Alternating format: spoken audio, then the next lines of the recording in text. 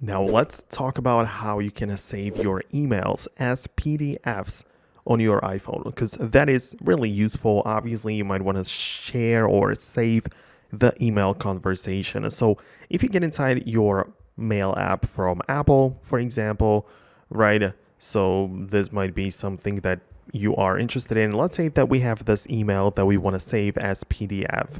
So what you're going to do is you need to click on the left arrow at the bottom of the display like this, which gives you the ability to reply, to forward, or trash. So you just scroll through these options until you find the print section. And it might appear kind of counterintuitive, like we don't want to print it out. But since you make it a print version, it's going to transfer the actual conversation of that email into a PDF file. So you can see we have the paper size. You can even change it to something else, obviously, but right now we have a PDF right here with all of the contents of the message.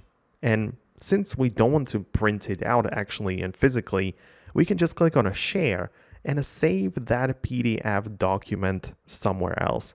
So right now we have the email transferred into the PDF file, which can then be saved to the Files app or into any of your available tools. Like you can send it over a message or email, or you can save it to your Notes, Notion, so many options depending on the third-party apps you have installed. But that's how it works. It's really simple if you ask me. It works the same way if you have the Gmail account or Outlook, whatever. So yeah, let me know below if you made it work. Most definitely subscribe for more tutorials and guides like this one, and I'll talk to you later.